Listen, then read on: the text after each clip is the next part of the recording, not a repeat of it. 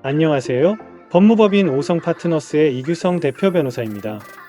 저는 스타트업에 더해 삼성그룹 법무팀에서 근무했던 경험을 토대로 기업 법무를 전문으로 수행 중인데요.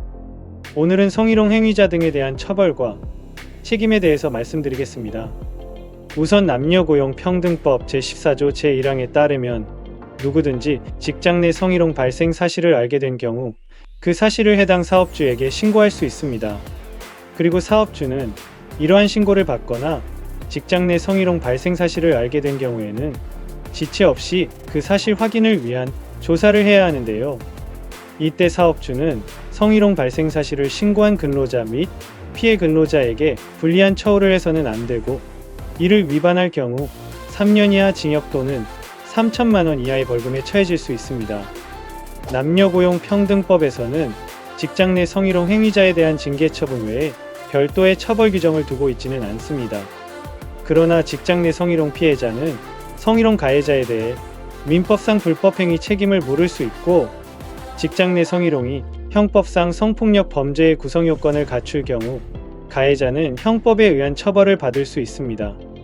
또한 성희롱의 방법이 SNS 등 통신 매체를 이용하여 이루어진 사이버 성희롱에 해당할 경우에는 통신 매체 등을 이용한 음란죄에 해당하여 성폭력 범죄의 처벌 등에 관한 특례법 제13조에 따라 2년 이하의 징역 또는 2천만 원 이하의 벌금형에 처해질 수 있습니다.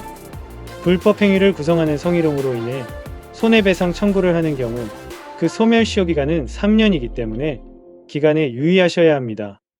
직장 내 성희롱과 징계 처분에 대한 행정소송 판례들에는 다음과 같은 사례가 있는데요. 학생들을 여러 차례 성추행한 교수가 징계위원회 의결을 통해 파면 처분된 것이 정당하다는 사례, 자신의 지휘감독을 받는 8명의 여직원을 상대로 14회에 걸쳐 반복적으로 성희롱 행위를 한 카드회사 지점장에 대한 징계 해고 처분은 정당하다는 사례, 성희롱을 예방하고 감독해야 할 지위에 있는 자가 여직원을 여러 차례 성희롱했다면 해고 사유가 될 수 있다고 판단한 사례, 파견업체 소속 단기 계약직 여직원들을 주된 대상으로 삼아 여러 차례 성희롱한 센터장을 징계해고한 것은 정당하다고 판단한 사례, 노조위원장의 지위를 이용하여 성희롱 행위를 한 것으로 인해 징계해고된 것은 정당하다고 판단한 사례 등이 있습니다.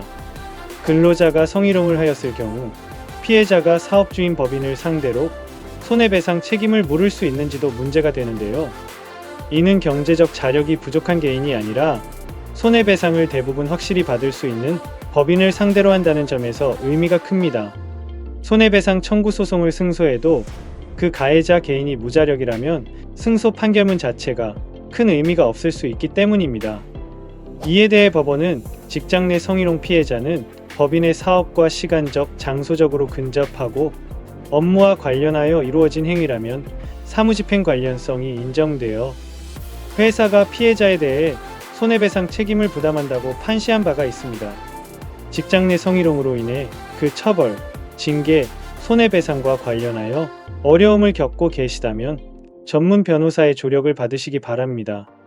저는 미국 코네티컷주 레이크빌에 위치한 하치키스 스쿨을 졸업하고 아이비리그인 브라운 대학교에서 기업경제학을 전공한 뒤 세계 최대 투자은행 중 하나인 메릴린치에서 IB 부문 애널리스트로 활동했었던 월스트리트 투자은행 출신 스타트업 전문 변호사입니다.